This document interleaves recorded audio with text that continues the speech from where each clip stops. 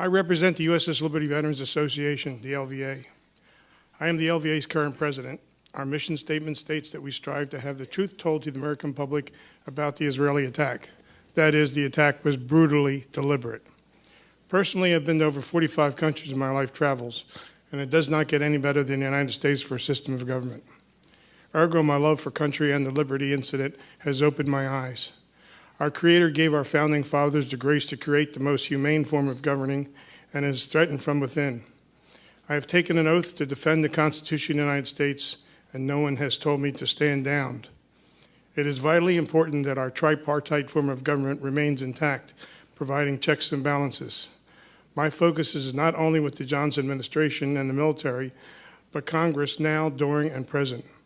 I'm not critical towards the American public, as they have been deceived by our government, Israel, and the media, which is influenced and controlled by Israeli supporters.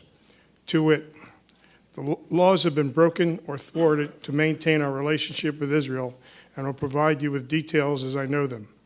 It is my contention that by investigating the Liberty story, a very sinister historical blight becomes defined. I pray America has the guts to look inwardly and take the right steps to correct not only the Liberty injustices, but also become acutely aware of Israelis' actions, past, present, and future, against humanity in Palestine. Did you notice that Paul Pillar, Michael Schreier, and Ray McGovern are all former CIA employees? Well, I spent almost 29 years working with them also. I went from being a Navy spook to becoming a CIA staff officer working for the Office of Communications. Why do you think there are so many former CIA employees so concerned about the Middle East? Why are we so passionate about what happens in Palestine? I believe it has something to do with love of country. We care. It's part of our culture. As my British friends would say, we bloody well care. Speaking for myself, but I think they feel the same, I sense the calamity that is possible if we continue down our current course. What is the price for caring? Bigotry. I have written a book of some, and some of what I think I will talk about you will find documented. It is appalling the length Israel's supporters will go to ensure that you are silenced and harassed. However, the USS Liberty story is very important, and it must be told truthfully and accurately. If you would like a copy, please see me. Before I get into the nitty-gritty about the attack, I need to mention the Moore Commission, which completed its task on October 22, 2003. The commission was made up of Admiral Thomas Moore, U.S. Navy deceased, who was the former chairman of the Joint Chiefs of Staff and Chief of Naval Operations. General Raymond G. Geis, Marine Corps deceased, Medal of Honor recipient, and former Assistant Commandant of the Marine Corps. Rear Admiral Merlin Starring, U.S. Navy deceased, former Judge Advocate of the Navy from 73 to 75, and Ambassador James Atkins, deceased, former U.S. Ambassador to Saudi Arabia. The mission: findings of the Independent Commission of Inquiry into the Israeli attack on the USS Liberty, the recall of military rescue support aircraft while the ship was under attack, and the subsequent cover-up of the United States government. The Moore Commission is the benchmark identifying the Israeli injustices that our government will not address. I am a Liberty survivor. What does that mean, and how does that work into the reassessment of our relationship with Israel? I survived the 2-hour Israeli attack on the U.S. Naval Intelligence ship USS Liberty AGTR-5. On June 8, 1967, during the Arab-Israeli Six-Day War, Israel tried to sink the ship, attempting to murder the crew of 294 Americans. They launched 5 torpedoes, but our captain, William McGonigal, assertively dodged 4 of them. However, the 5th hit us on our starboard side, just forward of the midships, killing 25 of the 34 Americans. We did not sink, but 2/3 of the crew were incapacitated. There were wounded and dying sailors all over the ship. It was literally a bloodbath. It is miraculously we didn't sink, and I'll say more about that later. A little after 2 p.m., 3 Israeli unmarked fighter jets began strafing the ship with 20-millimeter cannon and rockets, killing the young sailors manning the 50-caliber machine guns. The radioman immediately tried to call for help, discovered all U.S. selected frequencies were jammed. The Israelis knew the frequencies we were attempting to use. Nevertheless, the radioman finally got through to the Sixth Fleet. No help was forthcoming that day as the Sixth Fleet had White House orders not to launch aircraft to come to our aid. Next came two fighter bombers that dropped napalm canisters on each side of the ship. Even though they were being shot at, the Liberty crew eventually put out the fires. After a brief lull, 3 torpedo boats arrived, strafing the ship with their 40mm cannon and 50mm machine guns. Then they proceeded to drop their torpedoes in the water. One finally did find its mark. Our skipper passed a command to prepare to abandon ship. 3 inflatable life rafts that remained seaworthy were dropped over the side and were machine gunned by the motor torpedo boats. Our life vests were now our only hope for survival, and the more seriously wounded would never survive. However, the engine room was able to bring the boilers back to life, and the Liberty had power. In addition, damage control indicated that the ship stopped taking on water, and the ship came to a 9-degree list to starboard. So our captain wisely decided not to abandon ship. About that time, Israeli helicopters hovered near the ship, and repel boarders were ordered. However, for whatever reason, their attack was called off and all hostilities ceased. I personally risked going topside to ascertain what was happening and saw 2 Israeli helicopters carrying armed Marines. The USS Liberty is currently the most decorated U.S. Navy ship for a single engagement. There were 208 Purple Hearts given alone. The military does not award Purple Hearts, Medal of Honor, Navy Crosses, Silver or Bronze Stars for mere accidents. But that is exactly what the Johnson administration attempted to call it initially. In order to secure the Jewish vote for upcoming elections, they could not have Israel taken to task. This was a major historical event. Any other time, their action would have been an act of war. The event had to be buried quickly, quietly, and without fanfare. Therefore, a couple of actions were taken immediately. The Navy told the Liberty survivors never to talk about the attack to anyone, including our families, or face a $10,000 fine or 10 years imprisonment. With a cold and matter-of-fact authoritarian counsel, they meant business. The Navy would handle the press. In other words, the crew was given a gag order. At the same time, the crew had to be made to feel that everything was okay and being done by the book. So the brave were honored and appropriate medals issued. Everything appeared to be on the up and up. To legally prevent us from future actions, the Navy Court of Inquiry had to come to the conclusion that the sailors did their job to defend the ship, and therefore there could be no court-martial's delay burying the story. The attack had to be declared accidental. It was a masterful job, and the Johnson administration pulled it off.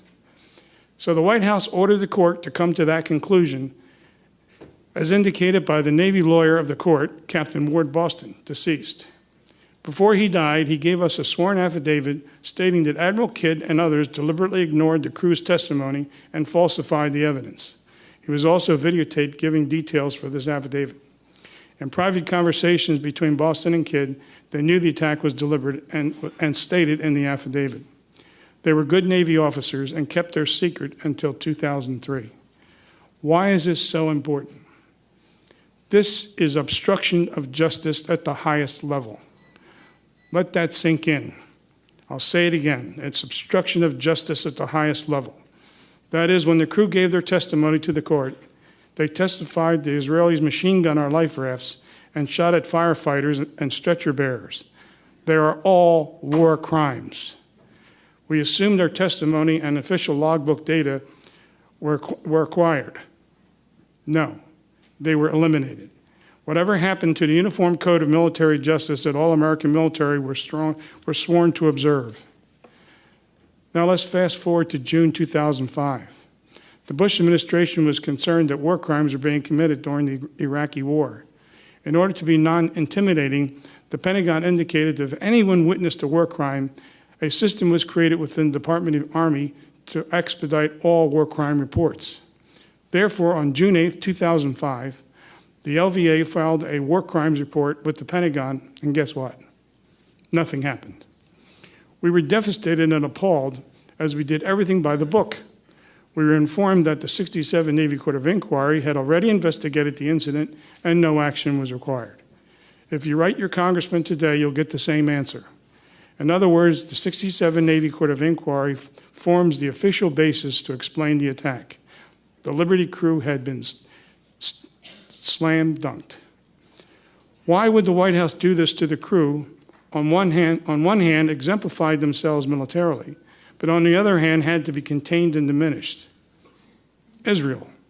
For example, our skipper, Captain William McGonigal, was awarded the Medal of Honor, not by President Johnson at the White House, which is the custom, but at a low-level ceremony at the Washington Navy Yard by the Secretary of the Navy. No press was invited. Are you starting to get the picture? We now know the order came from Mayush Dayan. We have declassified CIA cable exposing his order. One of the generals in the room that morning explained, "This is pure murder." But they went ahead as the order came from the defense minister until an IDF Navy admiral later gave the order to stop the attack as the ship refused to sink. You see, their war plans included taking Syrian territory, the Golan Heights. By June 8th, the IDF had taken out the air forces of Jordan, Egypt, and Syria, captured the West Bank, East Jerusalem, Gaza, and the Sinai, but not the Golan Heights. In the meantime, the Soviets were going crazy as Egypt and Syria were their client states and Israel was kicking their behinds. The Soviet Prime Minister Brezhnev indicated to Johnson that they were ready to enter the war with paratroopers at the ready, and worse if Israel did not stop acquiring their client's land. So Johnson passed that concern back to Israel, insisting that they come to the peace table, ending hostilities. We certainly did not want the Soviets involved. However, Dayan was not finished yet, and the Liberty could be intercepting Israeli military communications, moving troops out of the Sinai to the Syrian border. Secrecy was essential, and he was concerned our intelligence would be shared with our allies friendly to Egypt, and therefore, if found out, Egypt could counterattack and take back the Sinai. In the eyes of the Liberty, in his eyes, the Liberty had to be taken out in order to take the Golan Heights. Going against American guidance on June 9th, Israel took the Golan Heights. We have learned that the Soviet Union was ready to use military force and nuclear weapons had Israel made an attempt to invade Cairo and or Damascus. My point is a belligerent Israel important enough to risk American cities being annihilated by Arab nuclear weapons today? No. A belligerent Israel is not worth it. It is only a matter of time that fanatical Islamics will have nuclear weapons. It may not necessarily be Iran. What if nuclear Pakistan falls into the hands of fanatical Islamics over injustices in Palestine? Fanatical Islamics are not stupid and are analyzing everything we do in the Middle East. In order for Americans to be united when it is absolutely necessary to defend the defense of this wonderful country of ours, we better behave in an upright and honest manner. Protecting a belligerent Israel and its apartheid is not a just ideal. Why can't Congress understand Israel does not want peace in Palestine? Isn't it obvious? Okay, then, and who is responsible for the dangerous track we are currently traveling? In my opinion, Congress, the mouthpiece of the American public. With that said, our Constitution, thank you. With that said, our Constitution states in Article 1, Section 8, that Congress shall investigate all American Navy ships attacked on high seas during peacetime. When the Constitution was written, piracy was a concern. History indicates they have done so for every incident except one, the USS Liberty. Liberty crew, as well as the Liberty supporters, have written and had one-to-one conversation with congressmen about providing justice, not only to the crew, but more importantly, the 34 who were killed in action. For almost 47 years, their response has been empty and dismal. So why is this important?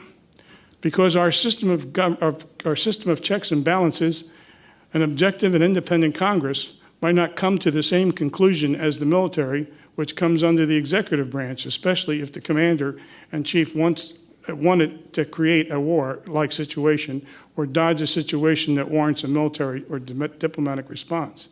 The military does not disobey orders from the president. If the president's political controls both houses, then Congress can stand down if so directed. How did our Congress get this way? What happened to our sense of values? I can tell you from negative congressional replies we have received over the years that without the crew's testimony under oath, Pertinent information has been buried or destroyed that would prevent an objective and independent investigation. The Liberty crew is not getting any younger, but our memories are clear and honest. Our collective families taught us that to be that way, and that is why some of us were selected to serve in the Naval Security Group. During the interim, the Liberty crew are called anti-Semitic, conspiracy theorists, and worse by Israeli supporters because we refused to lie about the attack.